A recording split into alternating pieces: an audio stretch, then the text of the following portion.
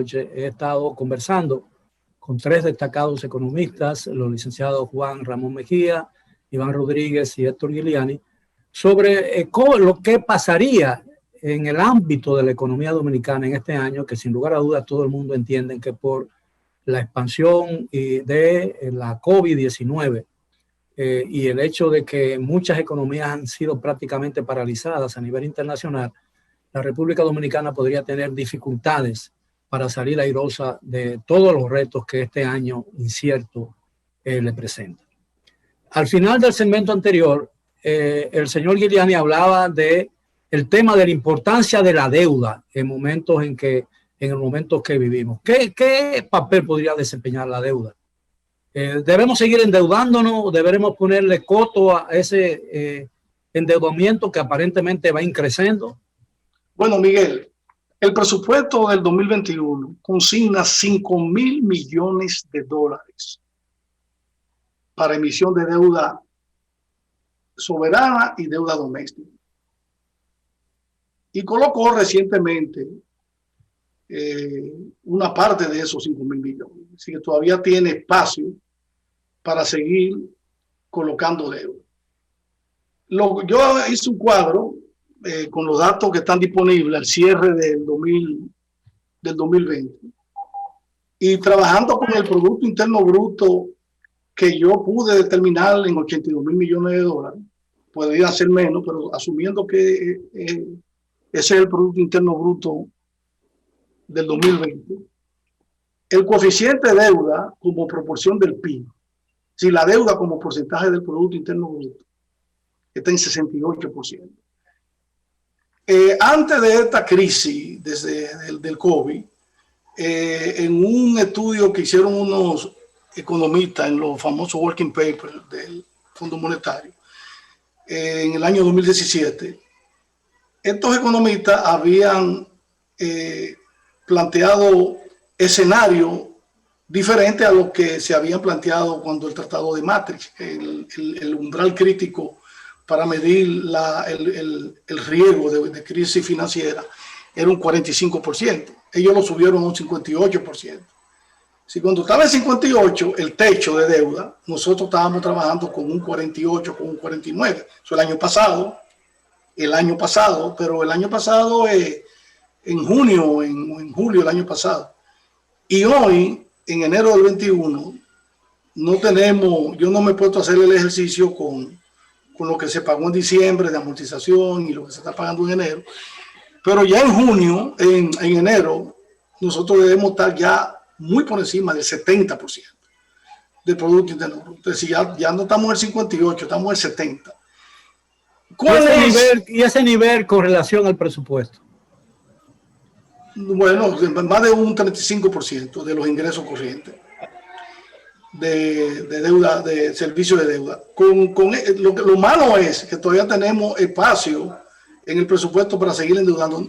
Ese escenario que plantea el amigo Mejía de activar las construcciones vía sector público, eso es tan iluso como lo que dijo Héctor Valdés, de que vamos a crecer un 5%.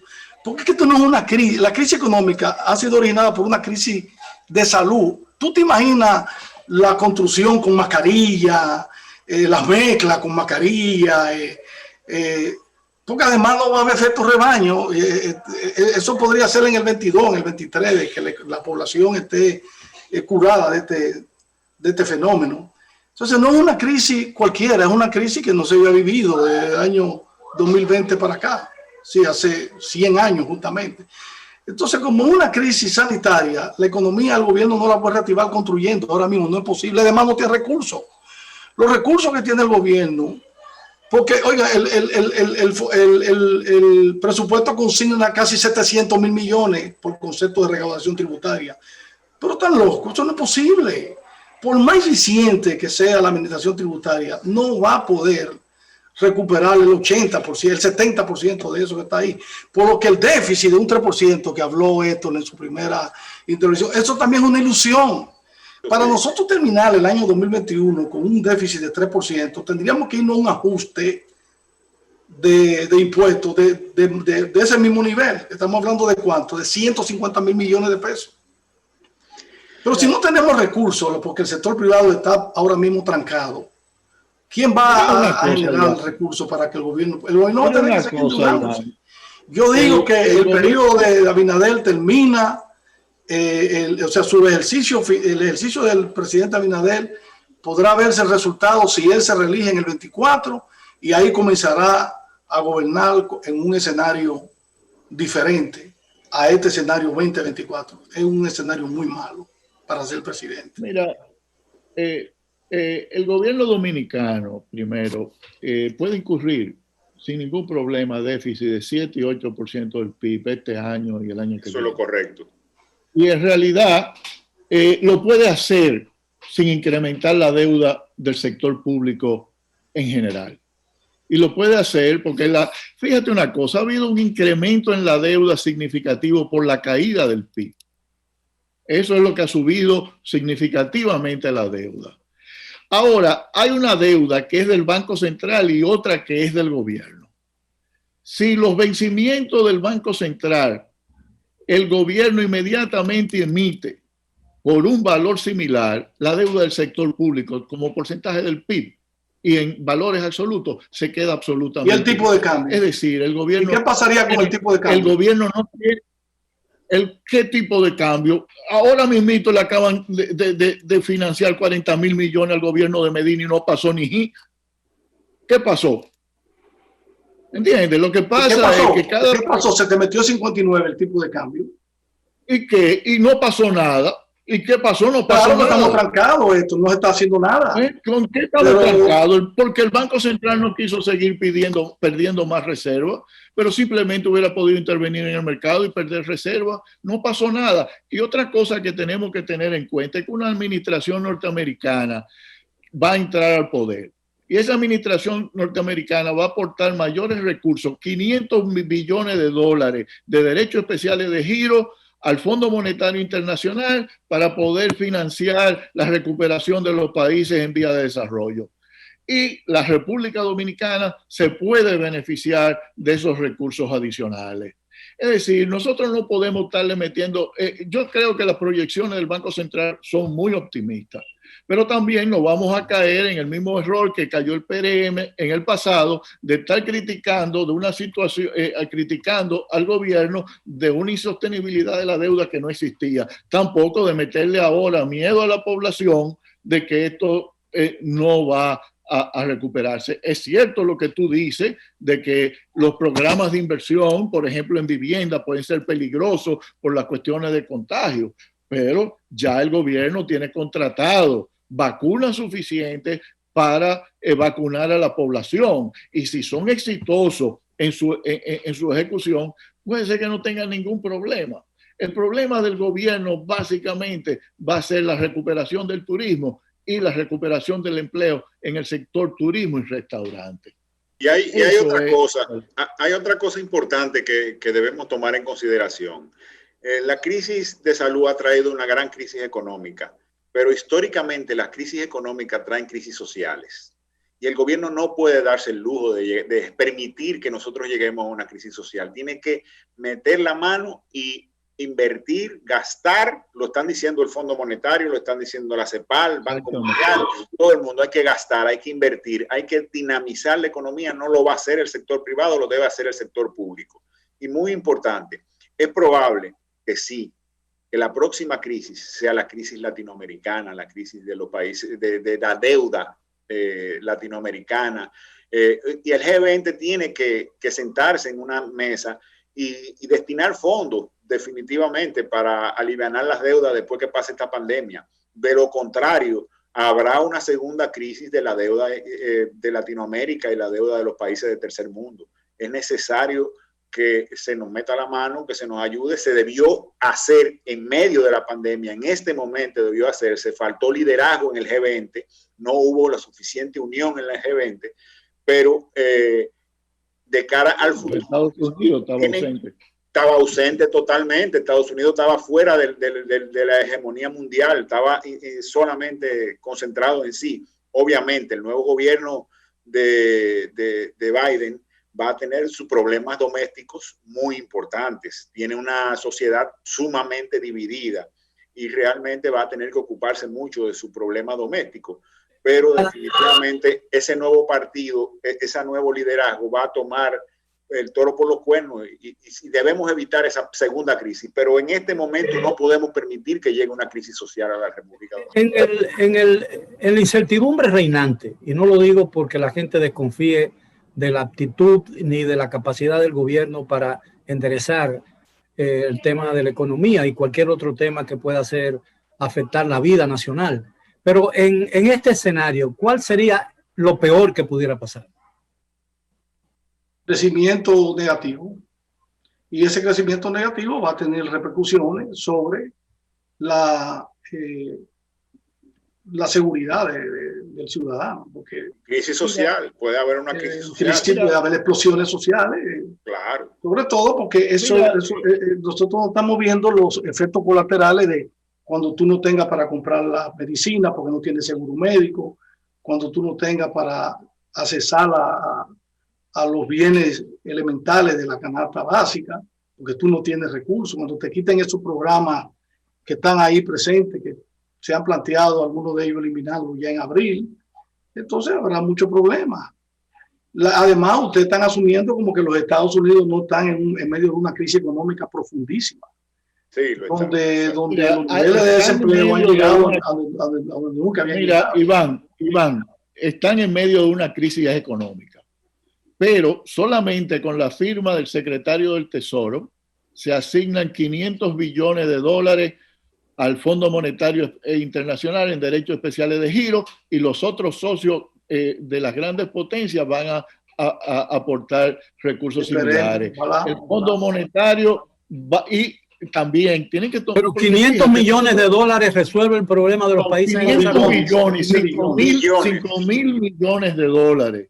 Y fíjate, uno tiene que tener en cuenta y observar quiénes van para el Tesoro en el gobierno de los Estados Unidos y qué han estado proponiendo. Hay personas que han estado proponiendo de que el Fondo Monetario Internacional, entre ellos un economista del Council on Foreign Relations, Brad Sexer, de que los Estados Unidos, de que el Fondo Monetario debe ser más agresivo en avanzar recursos a largo plazo a los países en desarrollo. Y esas son la gente que van a estar haciendo la política fiscal estadounidense. Y la ese fue el modelo que se usó en la crisis financiera del 2008-2009 para salvar a muchos países que cayeron en crisis, ¿no? Eso es correcto.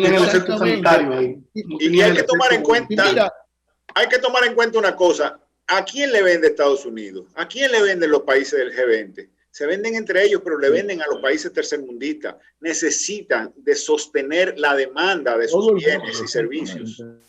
Entonces ellos van a actuar en consecuencia.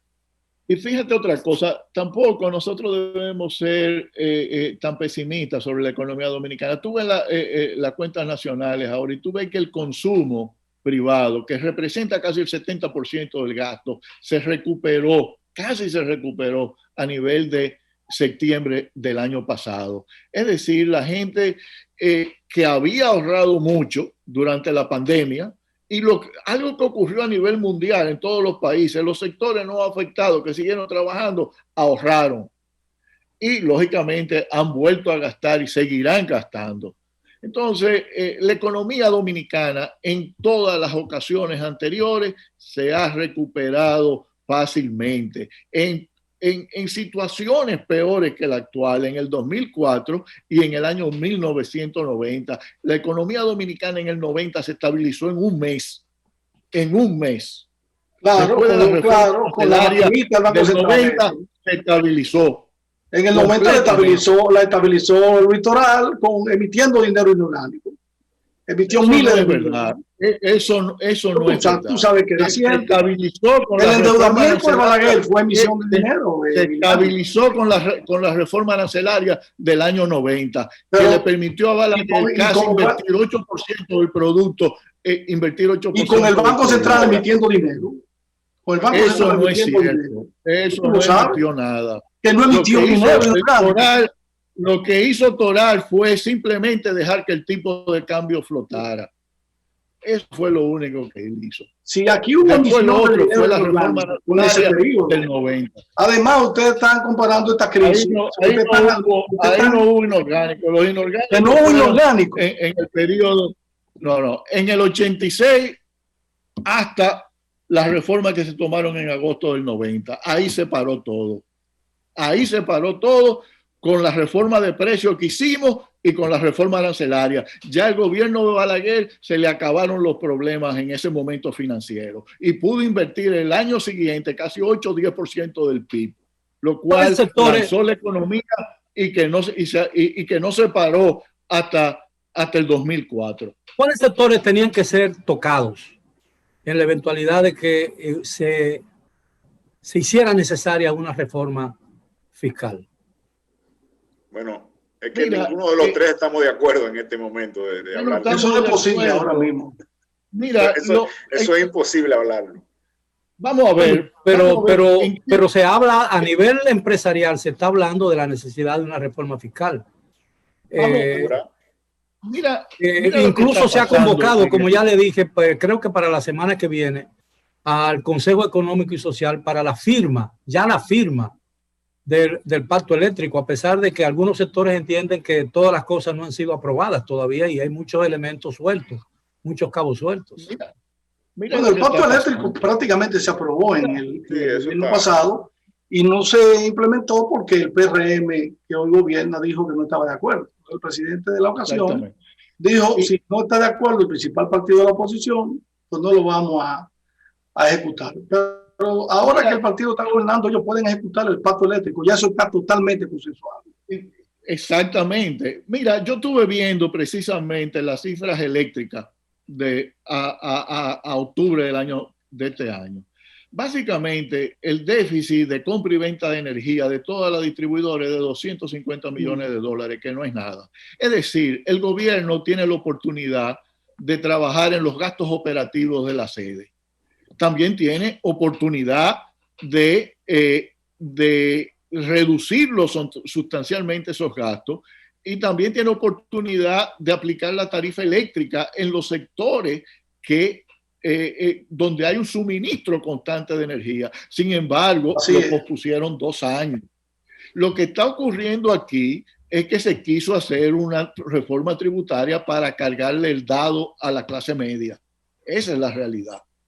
Esa es la realidad. Entonces, el presidente puede y su gobierno puede trabajar a ese nivel y también puede endeudarse con los vencimientos del Banco Central en un 1 o 2% del PBI sin cambiar la deuda del sector público y tener un agresivo programa de inversiones. Y también, fíjate otra cosa, porque se pasaron criticando al anterior gobierno y por eso es que uno no puede estar jugando politiquería con la economía.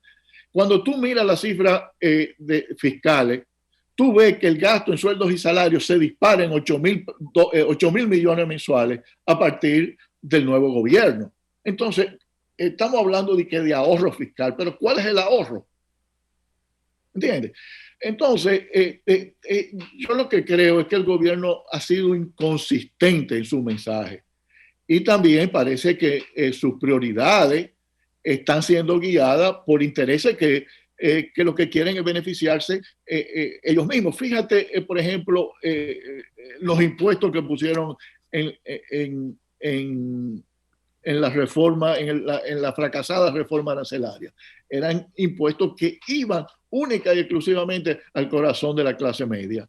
En lugar de ponerse en coordinación con los organismos de la Organización de Cooperación Económica y Desarrollo para ver cómo en el futuro la República Dominicana puede grabar los ingresos de las grandes corporaciones como Netflix, Google, en las operaciones que hacen en el país. Pero no, ese esfuerzo no lo quieren hacer. Lo que quieren es proteger el sector comercial y gran parte del sector industrial. También los incentivos tributarios pueden irse todos. Los incentivos fiscales a las empresas se pueden ir. En el año 1990 nos lo llevamos todito. Entonces, bueno, aquí hay empresas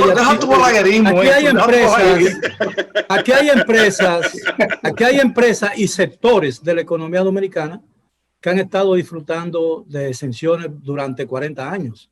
Se supone que una exención a una empresa se justifica para estimular un sector nuevo de la economía o ayudar a un sector a impulsarse, pero no que no tiene carácter permanente, son exenciones vitalicias, ¿no? Mira, Miguel, yo digo, con eso hay que tener un poco de cuidado.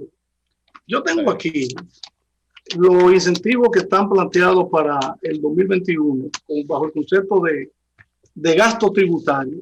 Son 209,000 millones de pesos, porque está planteado para el presupuesto del 2021. Eso equivale a un 4.3% del Producto Interno Bruto. Ahora. ¿Y sobre el presupuesto? ¿Qué porcentaje? O sea, las exenciones, lo que deja el gobierno de percibir, claro, por darle facilidades a los sectores que reciben esos gastos tributarios. El monto de los incentivos, a lo que se refiere Liliano, son 209,000 millones. 4.3, 4.4 del Producto Interno Bruto. Eso es como el 20% del presupuesto. Pero fíjate, ahora, algunos de esos 209,000 millones, unos son incentivos, otros son exenciones.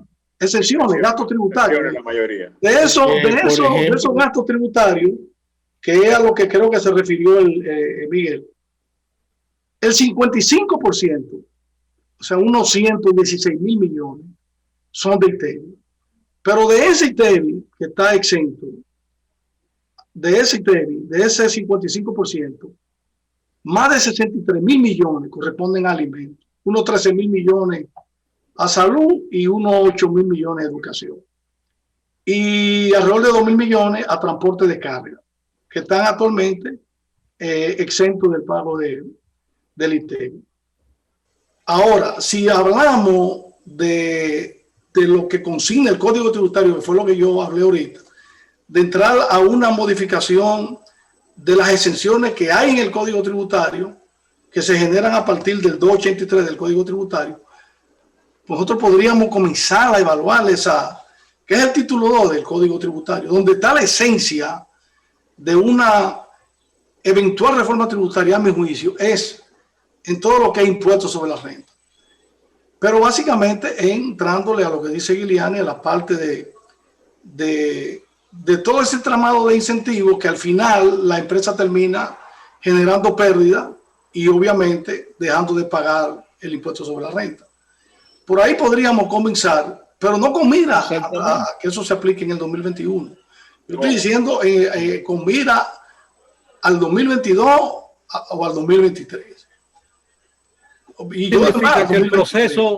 eso significa que el proceso de recuperación va a ser muy lento, ¿no? Muy lento. No, sin duda. Va a ser una recuperación que va a venir, como dicen ellos, probablemente por la vía de los multilaterales, el Fondo Monetario, Banco Mundial, BID, y seguir endeudándonos. Lo que plantea esto, yo estoy de acuerdo con el tema de la deuda cuasificada. Son actualmente, a diciembre, son unos 11.700 millones de dólares. Ahora, ¿cuál ha sido la lámpara, el aladino de los gobiernos del PLD? Por eso han dejado a Héctor Valdés ahí. ¿Cuál ha sido el aladino? Ha sido precisamente el tema del cuasificar. En base a esa política de operaciones de mercado abierto que realiza el Banco Central, se ha mantenido una tasa de cambio artificialmente estable, pero ha sido funcional para ellos. Funcionó al nivel que pudieron durar 16 años. ¿O tú crees que es casual que se haya dejado Héctor Valdés ahí?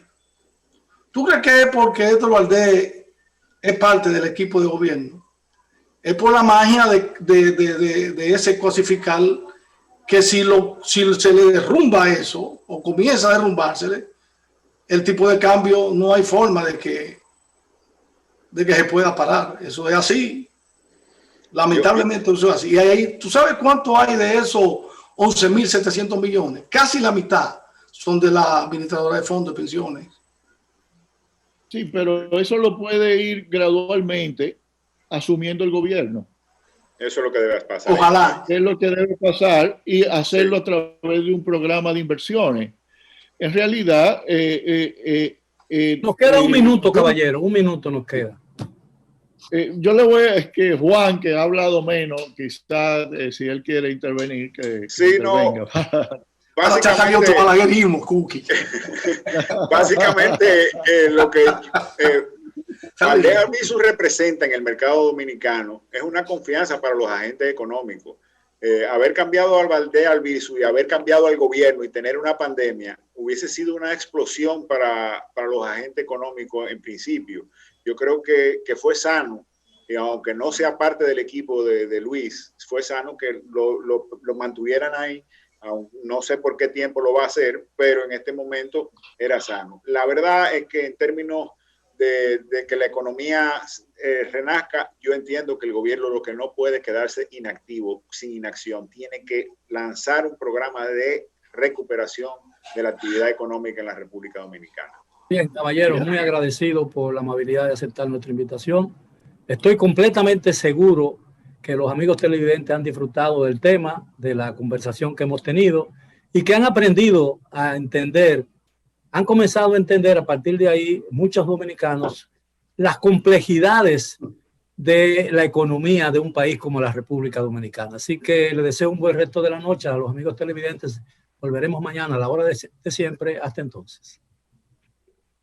Gracias.